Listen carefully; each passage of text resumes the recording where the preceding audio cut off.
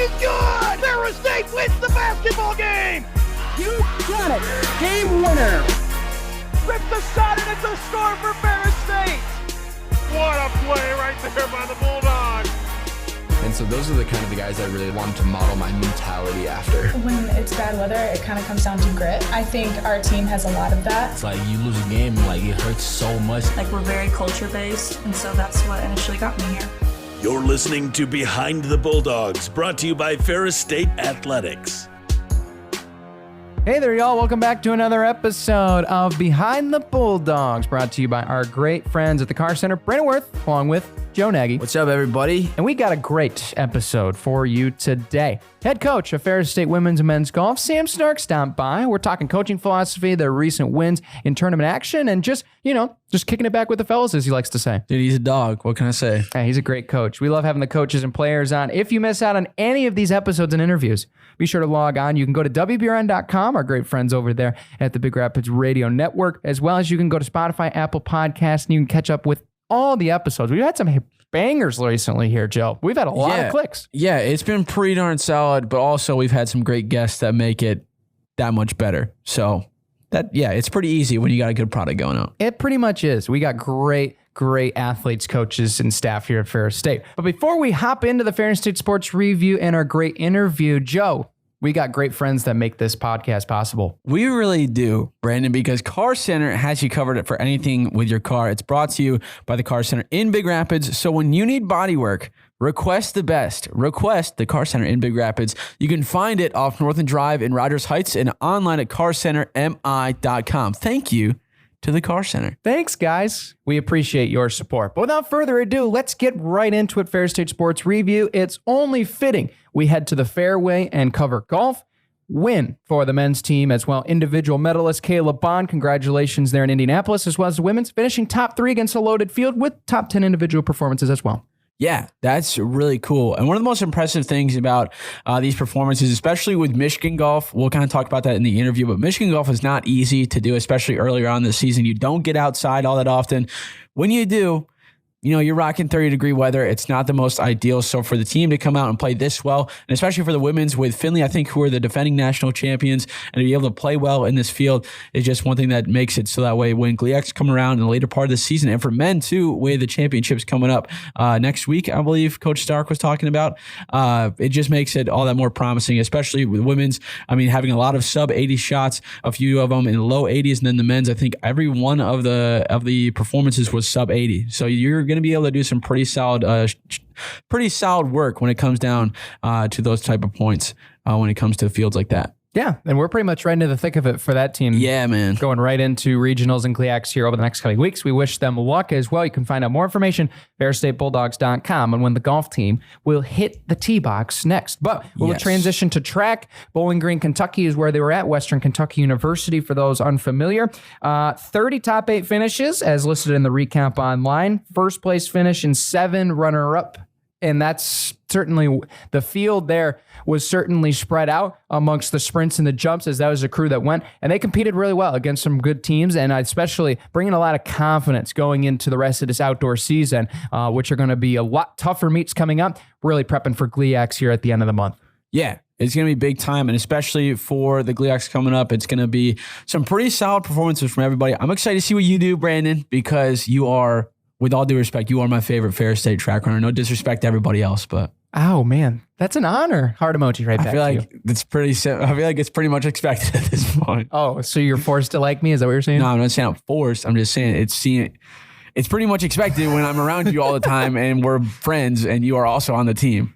That's fair. That's good logic and reasoning. I thank you. Here, I'll shake your hand right now over the mic medium. There we go. I appreciate you. But in action this weekend as well at Oakland on Rochester, the Golden Grizzlies, March Madness, famous Golden Grizzlies will be down there visiting their campus and running on their track. So it should be fun. Softball, incredible games on Friday against Grand Valley State, a top 7 team in the country. Split them 2-1 decisions both way. We won 1, they won 1. Really good games. It was some of the best softball we've seen. Really, Davenport's bats the next day just absolutely uncorked, and that was just unfortunate to see them fall in those 2 games. But as Coach Schumann alluded to when we talked to him earlier on here with this spring season, it's just got to be the consistency. That's really what this team needs to get the bats going. They got him a little bit in that Saturday game, but things just kind of fell apart with the hot pitching and with the fielding. So those things will come, and it's just going to be that time when everything's going to be together on the same day, working and getting wins. Yeah, I mean, and if you look at it, especially in that Saginaw Valley game, I mean, we had 13 hits, which is a pretty darn solid showing, and it's just unfortunate that Davenport just for some reason found the bug to hit every single ball that they found with 16. So it's not the easiest loss to have, especially when you have a solid performance like that, but hey, sometimes that's just happened. That's softball, and it's just whoever is on fire at that point. But we got Purdue Northwest coming up, Wisconsin Parkside, both on the road, going to be another road test for us, but I think we're going to be doing pretty solid, and especially with how this team has been playing so far and getting a lot of the wins that they have had, looking back at Florida and the spring break trips and stuff like that, I'm confident what we're going to see, because I think these could be 4 good breakout games for the team, especially when they come back for Wayne State 2 weeks from now. Yeah, it's going to be really fun, and hopefully Mother Nature will give us time to play ball. That'd be really cool. Yeah, can we stop raining? Please. Next week is supposed to be nice. That is true. 60s?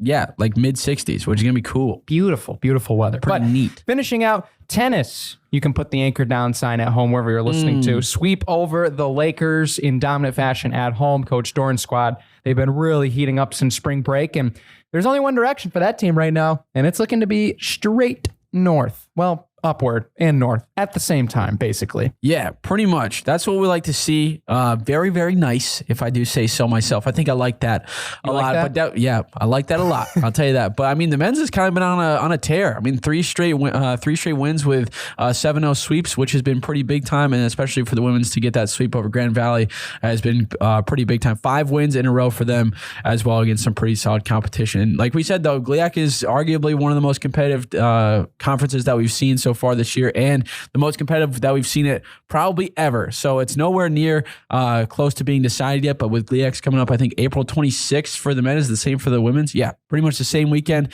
I think you're going to see some pretty solid showings from everybody, but dogs up, man. Hopefully we keep it rolling. Absolutely. Before we go to the interview, got to shout out our players of the week in conference play. You mentioned it, Joe, and I figured, oh my gosh, I almost missed it. Cameron Shannon, Caleb Bond, and Sophie Davidola is your 3 Bulldog players of the week. So congratulations. That is very cool. Very cool. Very cool. So now, without further ado, Joe, let's swing it to the interview. Now joining us in studio is Coach Sam Stark of the Ferris men's and women's golf teams. Coach, welcome to the show. Thanks for having me, boys. Coach, glad to have you. Fresh off of a successful trip down to Indianapolis. Just talk about the team's success. You got wins on the men's side, top 3 on the women's side, and really into the thick of it when it comes to the spring season. Yeah, it was a new event for us. New golf course, smaller field, but a really cool experience for both teams to be at the same course at the same time. That's always nice for me, a little selfish of me, but can kind of see everyone at the same time. But the men's team was coming off a pretty rough week the week before, and we just knew that really wasn't a season definer or anything for us, just a blip on the radar. And they came back and got a win, so it's testament to them. They all dug in really hard this past week and put some good work in. Despite we had some pretty rough weather at home, so they found a way to get it done with the indoor facility and just through kind of working through their own stuff. Then the ladies 3rd place and got to experience playing with Findlay and the University of Indianapolis yesterday, which was really cool for our ladies, just because that's not an opportunity we get every day. Those are 2 top 10 teams in the nation. So we know to get to that level what we need to work on now, as a program that's on the rise, and you kind of see what that rise can bring with 2 really finished products in those 2 schools. So that opportunity was really neat. And, we're just trying to kind of find our consistency on that side. There's peaks of sunshine that are really bright, and then it's just about maintaining that level all the way through. So we got a couple weeks yet on that side before GLIACs, 1 more event for the ladies before a conference championship, and then 1 more for the men. 0 more for the men. Conference championship in about a week or so, just over a week. So we're hoping to peak at the right time for both those teams. Absolutely. And we were kind of talking about it before the show started and stuff like that. But you mentioned the teams being at the same spot, which is really nice for you. But how do you go about managing when both teams are just, not in the same place? And it seems like that's usually 99% of the time when it comes to the golf season. But how do you go about that, kind of making the choices of where to go? Yeah, it's really hard to do. You just try to stagger that schedule as much as possible. And if you can't stagger, make sure you have the support you need. So we obviously have our assistant coach, Costa Ramirez, is either with the team or my dad's our volunteer assistant, which is also a lot of fun. So he was with the ladies and the guys yesterday and the last couple of days. So as long as the support's there, it's manageable. I've never really known anything else as a head coach. I've always coached both genders, so I'm so used to staggering our schedule. But there are some times where you're kind of pulled in two different directions. And for me, it's trying to get into a flow with one team or the other. So for instance, over the weekend, I was just mostly with the men's team. I said, okay, from the beginning, I'm going to be with the men's team.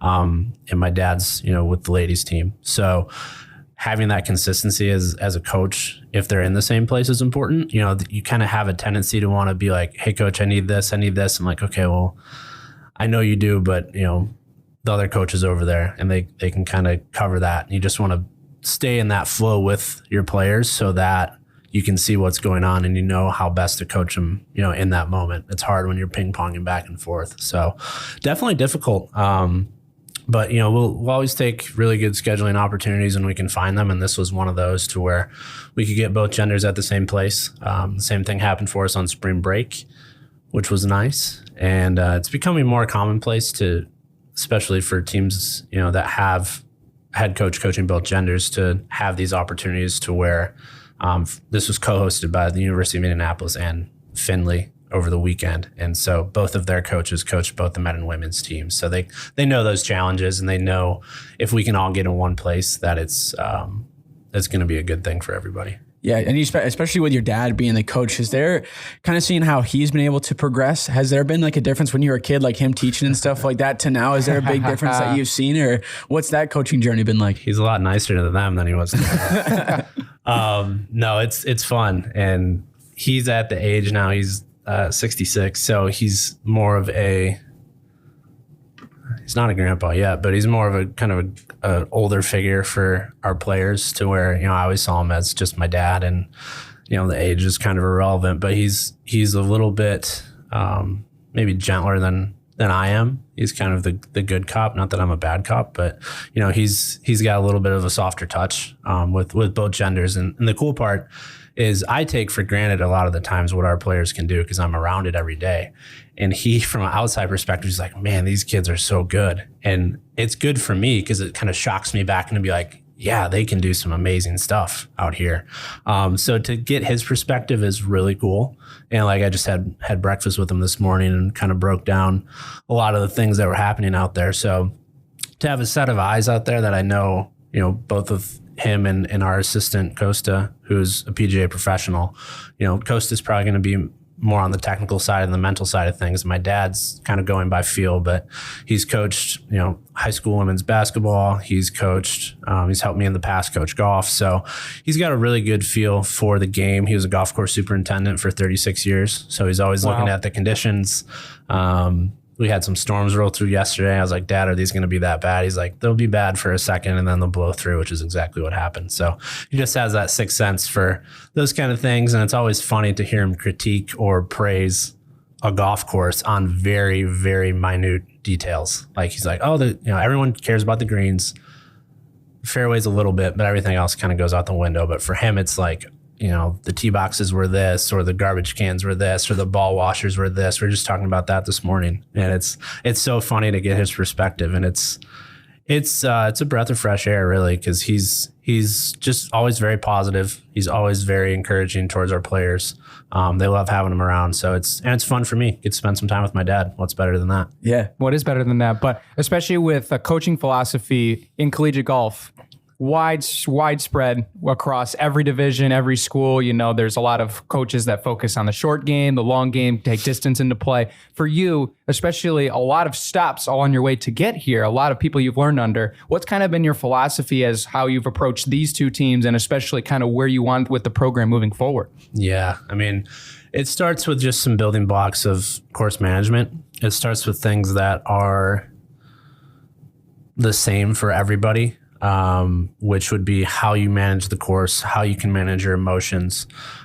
Those might play out differently during the course of a tournament to where different folks are going to have different forms of motivation, right? You might, have someone who just needs a little kick in the butt. You might have someone who kind of needs someone to talk to out there. It's about knowing your personnel really well.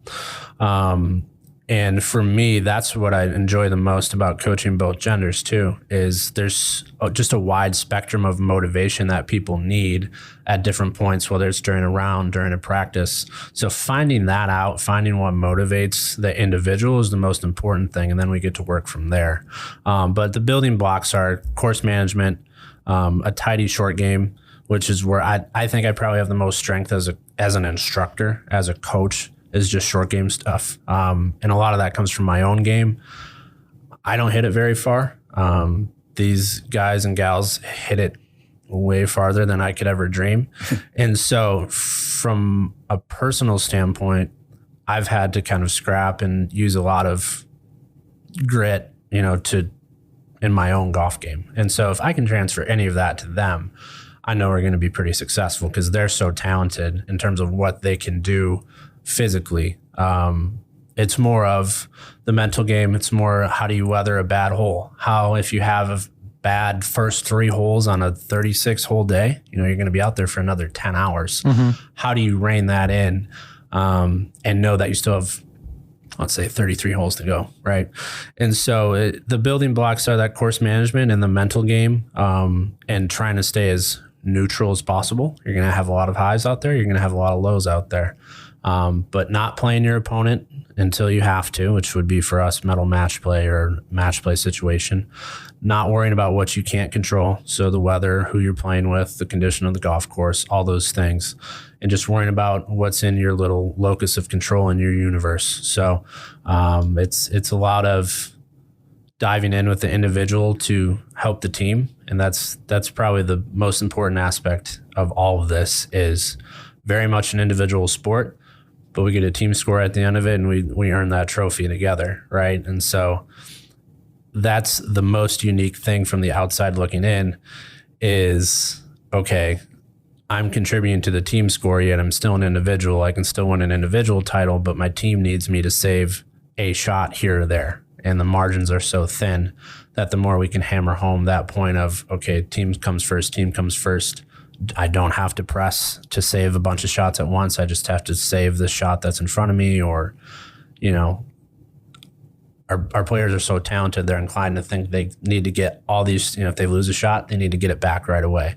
And they can, but the more you press for that is when mistakes come. So mentally limiting those mistakes, knowing that you're in control, knowing that neutral thinking is going to get you far. It kind of makes up the basis of, I think, any good golf coach's philosophy. But the more I do this, the more I find that a lot of cliches about golf are true. And, people hate cliches, but they're cliches for a reason, mm-hmm. right? They're just those basics to stick to is what we're trying to build upon. And the more we can hammer those home, the better off we're going to be. For sure. And especially with season kind of going on, usually coaches kind of take a backseat to getting rounds in and stuff like that. Have you had that where you're kind of not been able to get a lot of rounds into, dust off the golf game as well? Or you personally? Yeah. I don't think I've hit a golf ball in like a month. So wow. We're going to see. I mean, I was in a simulator league this winter, which was great. And that was a first for me. That was even more social than anything. But yeah, besides that, we left for spring break on March 3rd. And in a span of 48 days, I personally be on the road for 31 of them. So, wow. Doesn't really leave a lot of time. I lied. I hit a shot on a par 3 during our practice round. right of the green, about 40 yards. So We can all relate very easily. Yeah. Yep. I hit it good. I just pushed it. But no, it's tough to find some time, but I love to compete. And I mean, our players will tell you anytime I get a chance to go up against them, I'm gonna try to. So I did it in the West Michigan Amateur last year. We had one of our players win. Adam Modsary won. I took third. Beat a couple of my guys, if you're listening. Just keep them motivated. But that's the beauty of golf is, it's about how much time you're able to put in. But then even if you're not able to put in a bunch of time, we've been playing so long that muscle memory comes back. The tricky part for me is you can't have the expectations come back. Yeah. You can't have expectations. If you have expectations, then you're not going to have any fun if you don't have the time to practice or to put into it. So, and that's even something I try to tell our players is there's going to be times when you're going to obviously expect a lot of yourself, but, just might not be there on that day. Not that it's bad to have expectations for themselves, but this game is really hard. You can have it all figured out one round. You can go back out the next day and it's like a completely different sport. So throughout the season, just that mental grind of go right now in our spring season where we have about 5 tournaments over the span of a month and a half, you're getting a ton of reps in. It can be really difficult mentally. So days like today, when we get off the road yesterday, today's Wednesday. So it's a good reset for them just to put the clubs away for a day and get caught up on academics. Good for me to come in, do a podcast with the fellas. Yes. Wake up at about 10 o'clock.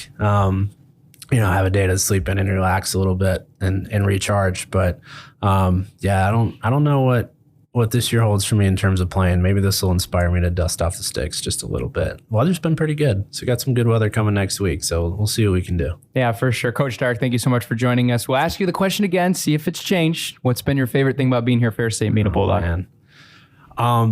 Really the support from alums, from people in the program.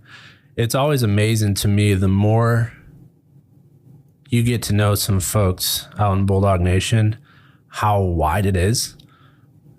Case in point, we were in Kentucky for preseason qualifying and we were at a country club, and you pull up at a country club, in the Ferris State van, and you're a little timid because you got some members, who are these kids? What are all these kids doing here? And sort of walking on eggshells a little bit. I see like 2 people taking pictures of our van. I'm like, oh crap, did I park in the wrong place? Like, are we not supposed to be there? And so, the guy comes up to me, he goes, hey, I graduated from Ferris in 1995. My buddies still live up there. Like, we love keeping in touch with Ferris people. Gives me his business card. It's just crazy. We'll be in the airport. We're in the airport on the way to Florida. A lot of people know Ferris State. I mean, I think it's a credit to our school. It's a credit to our athletics program. It's a credit to our golf program. For us, a lot of it's a credit to our professional golf management program, who's pumped out so many great alums over the years. And so just the connections, really, the people you get to meet, the places you get to go, and just that wide network. It's ever growing. I mean, people love a winner. And so with the success that athletics has had, it's motivating for me because, we're coming off of a conference championship last year for our women's team, which was our first in 16 years. And then you come into the building and you got 2 Final Four or Elite 8 trophies staring at you, and a bunch of volleyball banners and 2 national championships in football. And you start to look at that conference championship and you're still really proud of it, but it looks kind of cute next to all those other trophies. Bigger dreams. Yeah, it pushes you, motivates you. So the people here, the community support, the alumni support, just the people you get to meet, and just that culture of success. It all culminates in a dream job. A lot of people say they're living out their dream job, and I'm in year 3 of my dream job, and hopefully get to do decades of it because it's been awesome so far. So it's just being a small part of that fabric has been an honor. Yeah, very cool. Coach, thank you so much. We wish you the best of luck with GLIACs and kind of the busy schedule coming up, but go out there and kill it. Thank you guys. Appreciate you having me on. Big thanks to Coach Dark for joining us here on the program. We're out of time with the Ferris State Sports Slate, but where can they go, Joe, to find out more? FerrisStateBulldogs.com. That's right. But until next time here on Behind the Bulldogs, take care, everybody. Love you guys.